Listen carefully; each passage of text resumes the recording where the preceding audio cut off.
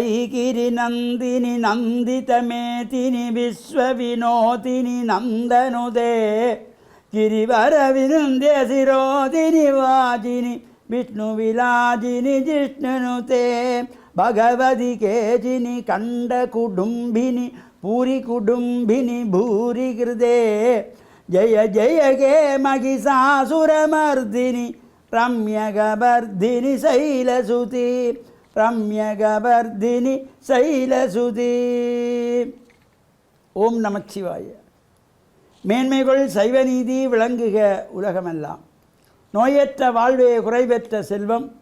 அந்த நோய் நொடிகள் இல்லாத வாழ்வு இந்த உலக மக்கள் எல்லோரும் வாழ வேண்டும் என்று கலியுகத்தின் காந்தமலை ஜோதியாகிய சபரிமலை சுவாமி ஐயப்பனுடைய திருவடிகளை சிறந்தாழ்த்தி டான் தமிழொலி ஓம் தொலைக்காட்சி நேயர்கள் அனைவருக்கும் சர்வதேச இந்து மத குருபீடம் அகில இலங்கை சபரிமலை ஸ்ரீ சாஸ்தாபுரத்தின் சார்பில் இனிய வணக்கங்களும் நல்லாசிகளும்.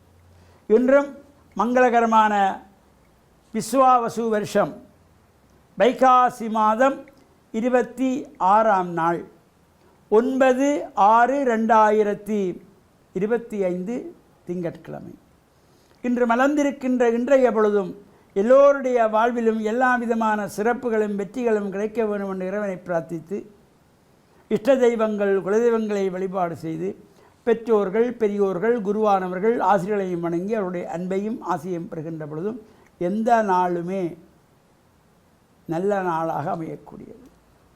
இன்று சோமவாரம் என்கின்ற திங்கட்கிழமை. இன்றைய தினம் இந்த வைகாசி மாதத்திலே வருகின்ற வைசாக நட்சத்திரம். வைகாசி விசாகம், இந்த விசாக நட்சத்திரம். பல்வேறு முருகன் ஆலயங்களிலே சிறப்பான பூஜை வழிபாடுகள், அம்பாள் ஆலயங்களிலே விசேஷ பூஜை வழிபாடுகள், பொங்கல் வழிபாடுகள் என்கின்ற வகையிலே இந்த வைகாசி மாதத்து விசாகத்திலே பட்டாப்பளை கண்ணகை அம்பாள் ஆலயத்திலே சிறப்பான பொங்கல் வழிபாடு. இது முல்லைத்தீவு மாவட்டத்திலே இருக்கின்ற பட்டாப்பளை கண்ணகை அம்பாள். அங்கு முன்னைய காலம் தொட்டு சிறிய ஆலயமாக இருந்த பொழுதே ஆயிரக்கணக்கான பக்தர்கள் மாட்டு வண்டில் குதிரை வண்டிலே சென்று பொங்கல் பானைகள் கொண்டு சென்று அதற்குரிய தேவையான அனைத்து பொருள்களையும் இந்த வண்டில் மாட்டிலே கொண்டு சென்று பொங்கல் செய்து அங்கு ஒரு நாள் தங்கி இருந்து வருகின்ற ஒரு சிறப்பு முன்னைய காலத்திலே. அந்த வெட்டாப்பிள்ளை கண்ணகி அம்பாளுக்கு விளக்கு ஏற்றுகின்ற பொழுது அந்த 7 நாட்களுக்கு கடல் நீரில் விளக்கு எரிகின்ற அற்புதம் அந்த காலம் முதல் கொண்டு இன்றைய வரையிலே ஒரு அற்புதமாக அதற்கு முன்பதாகவே அவர்கள் அதற்குரிய விரத அனுஷ்டானங்களோடு காப்பு கட்டி மடை பரவி அந்த குடங்களிலே தண்ணீர் எடுத்து கொண்டு போய் அதற்குரிய பூஜைகளெல்லாம் செய்து முன்னைய காலத்து விளக்கப்படி இந்த பேரி வாத்தியம் என்கின்ற பறை மேளம் அடித்து அங்கே கார்த்தி விநாயகர் ஆலயத்திலே இருந்து ஊர்வலமாக சென்று கழநீரை கொண்டு சென்று அங்கு விளக்கேற்றுகின்ற சிறப்போடு கூடியது இந்த வைகாசி விசாகத்திலே. அங்கு பொங்கல் ஆயிரக்கணக்கான அடியவர்கள் பொங்கல் வழிபாடுகள் செய்து சிறப்போடு கூடியது. அது மட்டுமல்லாமல் பல்வேறு முருகன் ஆலயங்களிலே இன்றைய தினத்திலே இந்த வைகாசி விசாகத்திலே தீர்த்த உற்சவங்கள்.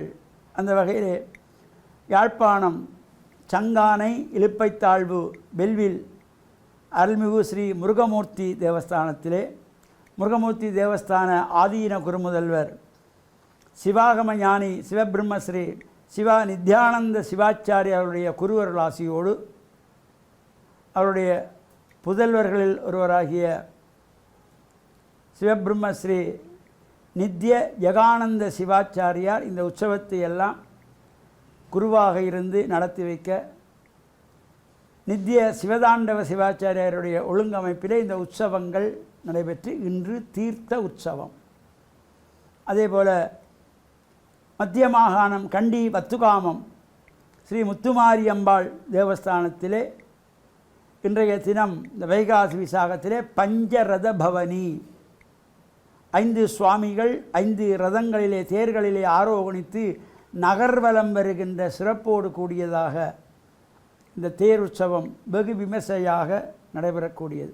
இவ்வாறான சிறப்போடு கூடியதாகிய இந்த வைகாசி மாதத்து விசாக நட்சத்திரத்திலே நாமும் இறை வழிபாடுகள் செய்து இறையருளை பெற்று மண்ணில் நல்ல வண்ணம் வாழ டான் தமிழொலி ஓம் தொலைக்காட்சி நேயர்கள் அனைவருக்கும் சர்வதேச இந்து மத குருபீடத்தின் சார்பில் நல்ல ஆசிகளை கூறிக்கொள்வதில் மனமகிழ்வு கொள்கிறோம்.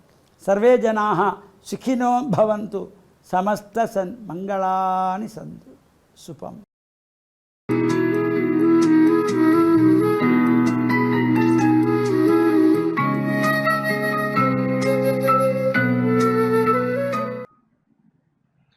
இறை இயேசுவில் என் அன்பு நெஞ்சங்களே, கிறிஸ்தவ நற்சிந்தனை வேளையில் உங்களை சந்திப்பதிலே எனக்கு மிக்க மகிழ்ச்சி.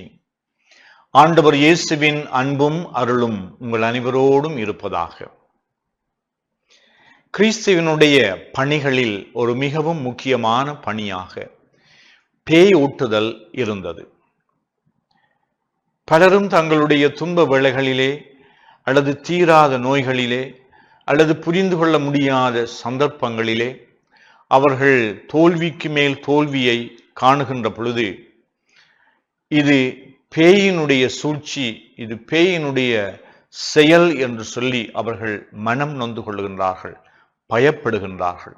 அதனாலே ஒரு இடத்திலிருந்து இன்னுமொரு இடத்திற்கு அவர்கள் சென்று அங்காவது தங்களுடைய இந்த தீமையிலே இருந்து விடுதலை பெறுவதற்கு ஆசீர் பெற முடியும் என்று ஒரு கோவிலிலிருந்து இன்னும் ஒரு கோவிலுக்கு, ஒரு குருவானவரிடமிருந்து இன்னும் ஒரு குருவானவரிடம், ஒரு சபையிலே இருந்து இன்னும் ஒரு சபைக்கென்று சொல்லி இடங்களை மாற்றிக்கொண்டு அங்கலாய்த்து கொண்டு வாழ்வது நாங்கள் பார்க்கின்றோம். கிறிஸ்துவனுடைய இந்த பேய்களை ஓட்டுகின்ற பணி என்பது உண்மையானது. கடவுள் இருக்கின்றார் என்றால் கடவுளுக்கு எதிரான ஒரு சக்தியும் இந்த உலகத்திலே செயல்பட்டு கொண்டிருப்பதை நாங்கள் பார்க்கின்றோம். கடவுளுடைய அன்பும் அருளும் அதனால் உந்தப்பட்டு செய்கின்ற நல்ல மனிதர்கள் மத்தியிலே அல்லது ஒரு மனிதனுக்குள்ளேயே பாதி இந்த தீமையை விரும்புகிறதாகவும் தீமைக்கு தீனி போடுகின்றதாகவும் தீமையினுடைய ஆட்சியின் கீழே அகப்பட்டவர்களாகவும் செயல்பட்டு கொண்டிருக்கின்றோம். இயேசுவினுடைய பிரசன்னம், அவருடைய போதனை, அவருடைய பணி இந்த தீமையிலே இருந்து, அசுத்த ஆவிகளுடைய வல்லமைகளிலே இருந்து மனிதர்களை காப்பாற்றினார். அவர்களுடைய மாண்பை காப்பாற்றினார். அவர்களுடைய உடல் உள நலத்தை அவர் காப்பாற்றினார். பெரும்பான்மையானவர்கள் இந்த சமூகங்களிலே உள ரீதியாக அவர்கள் நொந்து கொள்ளுகின்ற பொழுது உடல் வருத்தம் உளத்தையும் பாதிக்கலாம், உள வருத்தம் உடலையும் பாதிக்கலாம். அதனால இந்த உள ரீதியாக பெற வேண்டிய சிகிச்சைக்கு பதிலாக நாங்கள் இது பேய் என்று சொல்லி, பிசாசு என்று சொல்லி, சாத்தான் என்று சொல்லி நாங்கள் குறுக்கு வழிகளை நாடுகின்றோம். அல்லது நாங்கள் தக்க முறையிலே அதில் இருந்து குணம் பெறுவதற்கு, விடுதலை பெறுவதற்கு, ஆண்டவருடைய அருளை நாடுவதற்கு, அல்லது இந்த உள ரீதியாக குணமாக்கப்படக்கூடியவர்கள், குணப்படுத்தக்கூடியவர்களுடைய அல்லது ஆலோசனை வழங்கக்கூடியவர்கள், மருத்துவர்களுடைய உதவியை நாடுவதற்கு பதிலாக நாங்கள் எங்களை மென்மேலும் இந்த அசுத்தாவிகளினுடைய வல்லமைகளுக்குள் நாங்கள் எங்களை வழிநடத்தி செல்லு கொண்டிருக்கின்றோம். அதனாலே அன்பர்களே, நாங்கள் இந்த நாளிலே சிந்திப்போம். இறைவன் வல்லமை உள்ளவர், இறைவன் நன்மைத்தனம் உள்ளவர், இறைவன் எங்கள் ஒவ்வொருவரிலும் அக்கறை கொண்டவர், இறைவன் எங்கள் ஒவ்வொருவரையும் பாதுகாக்கக்கூடியவர். இந்த இறைவனுடைய வல்லமை உள்ள செயல்களிலே, அவருடைய வல்லமையிலே நாங்கள் நம்பிக்கை வைப்போம். கிறிஸ்துவிடம் வந்தவர்கள் அசுத்த ஆவிகளினாலே அலைக்கழிக்கப்பட்டவர்கள், தங்களுடைய சொந்த முயற்சிகள் எல்லாம் தோல்வியுற்ற நிலையிலே கிறிஸ்துவிடம் வந்தார்கள், அல்லது இந்த கிறிஸ்துவிடம் இவர்களை கொண்டு வந்தார்கள். நாங்களும் எங்களை கடவுளிடம் கையளிப்போம், எங்களிடம் இருக்கின்ற இந்த அசுத்த ஆவிகளினுடைய இந்த செயல்களிலே இருந்து நாங்கள் விடுதலை பெற வேண்டும் என்று. ஆண்டவருடைய அருளை பெறுகின்றவர்கள் சிந்திப்பது செயல்படுவது போல நாங்கள் செயல்படாமல், அசுத்த ஆவிகளுக்கு நாங்கள் இரையாகுகின்றவர்களைப் போன்று நாங்கள் செயல்படுகின்ற அந்த செயல்களிலே இருந்து எங்களுக்கு விடுதலை கிடைக்க வேண்டும் என்று, இறைவனுடைய ஆசி மென்மேலும் எங்கள் மீது பொழியப்பட வேண்டும் என்று இறந்து மன்றாடுவோம். இப்படியான தீமைகளினாலே அலைக்கழிக்கப்படுகின்ற, அங்கலாய்த்து கொண்டிருக்கின்ற, தங்களுடைய துன்பங்களை தாங்க முடியாமல் வருந்துகின்ற மக்களைக்காக நாங்கள் மன்றாடுவோம். அவர்கள் மீது இறைவன் தம்முடைய கரங்களை வைத்து அவர்களை குணப்படுத்த வேண்டும் என்று மன்றாடுவோம். அவர்கள் தங்களுடைய அன்றாட உடல் உள ரீதியான நோய்களிலே, துன்பங்களிலே இருந்து, வறுமைகளிலே இருந்து, ஏமாற்ற நிலைகளிலே இருந்து அவர்கள் விடுதலை பெறுவதற்கு நாங்கள் எப்படி எங்களுடைய பங்களிப்பை செய்ய முடியும் என்றும் நாங்கள் சிந்திக்கலாம். இயேசு எப்பொழுதும் மற்றவர்களுடைய வாழ்வை தூக்கி விடுகின்ற ஒரு மனிதனாக, ஒரு பணியாளராக திகழ்ந்தது போல, நாங்களும் இந்த தீமைகளிலே இருந்து மற்றவர்களை தூக்கி விடுகின்ற பணியாளர்களாக, நல்ல மனிதர்களாக, நேர்மையாளர்களாக, கடவுளுடைய கருவிகளாக செயல்படுவதற்கு நான் என்ன செய்ய முடியும், நாம் என்ன செய்ய முடியும் என்று எங்களையே நாங்கள் கேள்வி கேட்பதனூடாக நாங்கள் நல்ல எங்களுடைய பணிகளிலே எங்களை நாங்கள் ஈடுபடுத்துவோமாக. ஆமென்.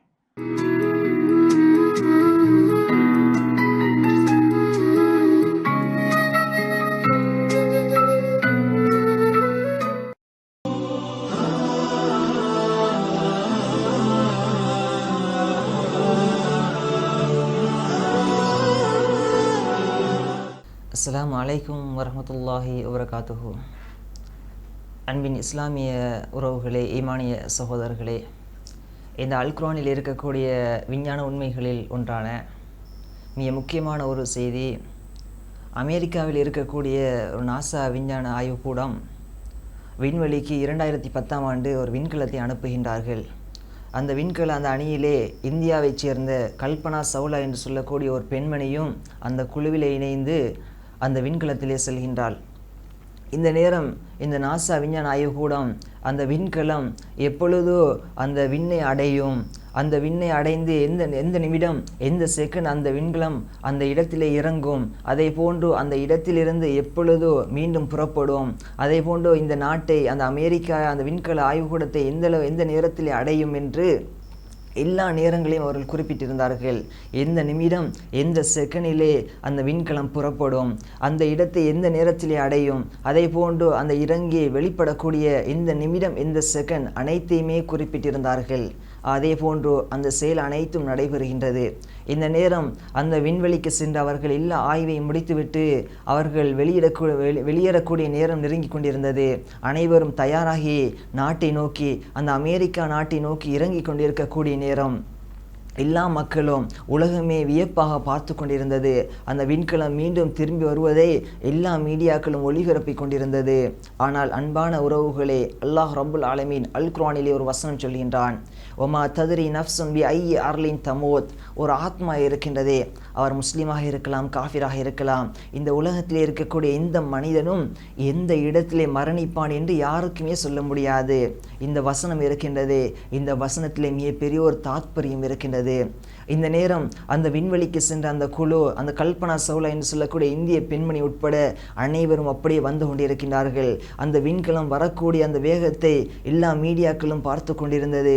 தன்னுடைய இந்திய நாட்டிலிருந்து ஒரு பெண்மணி சென்று இருக்கின்றார்கள் என்று அந்த இந்திய நாடு முழுவதும் எல்லா மீடியாக்களும் ஒளிபரப்பி கொண்டிருந்தது. மக்கள் அனைவரும் ஆர்வத்தோடு பார்த்து கொண்டிருந்தார்கள். இந்த நேரம் அந்த விமானம் வேகமாக வரக்கூடிய நேரம் அப்படியே வெடித்து சிதறுகின்றது. சுப்ஹானல்லாஹ், யோசித்து பாருங்கள். அல்லாஹ் ரப்புல் ஆலமீன் என்ன சொல்லி இருக்கின்றான்? இந்த நாசா விஞ்ஞான ஆய்வு கூடம், இந்த விமானம், இந்த விண்கலம் இந்த நேரம் நாசா விஞ்ஞான ஆய்வு கூடத்தை நெருங்கும், இந்த நேரத்திலே இறங்கும் என்று அவர்கள் இந்த செகண்ட் இறங்கும் என்று அவர்கள் நேரத்தை குறிப்பிட்டிருந்தார்கள். ஆனால் விமானம் இடையிலே வரக்கூடிய நேரம் வெடித்து சிதறுகின்றது. மக்கள் எல்லோரும் பயப்பட்டார்கள், ஆச்சரியப்பட்டார்கள். ஆனால் இஸ்லாமிய மார்க்கத்தில் என்ன கூறப்பட்டிருக்கின்றது? ஒமா தத்ரி நஃப்சுன் பி ஐயி அர்லின் தமூத். ஒரு ஆத்மா எந்த இடத்திலே மரணிக்கும் என்று தெரியாது. அன்பான உறவுகளை நாங்கள் யோசிக்க வேண்டும். இந்த மரணத்தை பொறுத்த வரைக்கும் அவர்கள் யோசித்தார்களா நாங்கள் மரணிப்போம் என்று? நாசா விஞ்ஞான ஆய்வுக்கூடம் என்ன சொல்லியிருந்தது? இந்த நிமிடம் இந்த சிக்கனிலே இவர்கள் இந்த நாசா விஞ்ஞான ஆய்வுக்கூடத்தை வந்தடைவார்கள் என்ற நேரத்தை குறிப்பிட்டிருந்தார்கள். ஆனால் இடையிலே வரக்கூடிய நேரம் அந்த விமானம் அப்படியே வெடித்து சிதறியது. நாங்கள் யோசிக்க வேண்டும். எங்களுக்கு மரணம் எந்த நேரத்திலும் வரலாம். நாங்கள் ஒவ்வொரு நாளும் கேள்விப்படுகின்றோம், தூங்கியவர் எழும்ப முடியாமல் மரணித்து விட்டார், திடீர் விபத்திலே மரணம். அதுபோன்றோ சும்மா பேசிக்கொண்டிருந்த ஒரு மனிதர், எங்களோடு உரையாடி கொண்டிருந்த மனிதர் திடீரென மரணித்து விட்டார். இப்படி ஏராளமான செய்திகளை நாங்கள் கேள்விப்படுகின்றோம். இந்த மரணத்தை பொறுத்த வரைக்கும் அல்லாஹ் ரப்புல் ஆலமீன் என்ன சொல்லிக் கொண்டிருக்கின்றான்? அன்றைய சமூகம் இந்த அல் குர்ஆனுடைய வசனத்தை பார்த்தவுடன் அவர்கள் ஆய்ந்து போகின்றார்கள், வியப்படைந்து போகின்றார்கள். என்ன சொல்கின்றார்கள்? இப்படி ஒரு வசனம் அல் குர்ஆனில் இருக்கின்றதா? அல்லாஹ் ரப்புல் ஆலமீன் உண்மையாகத்தான் சொல்லி இருக்கின்றான். 1400 வருடங்களுக்கு முன்னால் அந்த ரஹ்மான், அந்த அல்லாஹ் சொன்ன அந்த வார்த்தை இன்று நடந்திருக்கின்றதா இல்லையா? அந்த இந்திய பெண்மணியும் கூட அப்படியே வெடித்து சிதறி மரணித்திருக்கின்றார். அந்த பெண்மணி எங்கே மரணிப்பாள் என்று யாராலும் குறிப்பிட முடியாது. ஆனால் அல்லாஹ் ரப்புல் ஆலமீன் எழுதி வைத்திருக்கின்றான். எனவே இந்த மரணத்தை பொறுத்த வரைக்கும் இந்த நேரமும் மரணத்திற்கு நாங்கள் தயாராக இருக்க வேண்டும். இந்த மரணம் எங்களுக்கு நாங்கள் பேசிக்கொண்டிருக்கக்கூடிய நேரம், பிரயாணம் செய்யக்கூடிய நேரம், தூங்கக்கூடிய நேரம், தொழக்கூடிய நேரம், அதே போன்று விழாக்களில் கலந்து கொள்ளக்கூடிய நேரம், எந்த நேரத்திலும் நடந்து சென்று கொண்டிருக்கக்கூடிய நேரம், இப்படி எந்த நேரத்திலும் எங்களுக்கு மரணம் வரலாம். அந்த மரணத்தை எதிர்நோக்கியவர்களாக இருக்க வேண்டும். உடனே நாங்கள் மரணிக்கக்கூடிய நேரம், இந்த மரணம் எனக்கு வந்தது என்றால் அந்த மரணத்திற்கு நான் தயாராக இருக்க வேண்டும். அந்த மரணத்துக்கு பின்னால் இருக்கக்கூடிய அந்த வாழ்க்கைக்கு நான் தயாராக இருக்க வேண்டும். அவ்வாறு தயாராக இருந்து அந்த மறுமையிலே சுவர்க்கத்தை வெற்றி பெறுவதற்கு வல்ல ரஹ்மான் எங்கள் அனைவருக்கும் உதவி செய்வானாக. அஸ்ஸலாமு அலைக்கும்.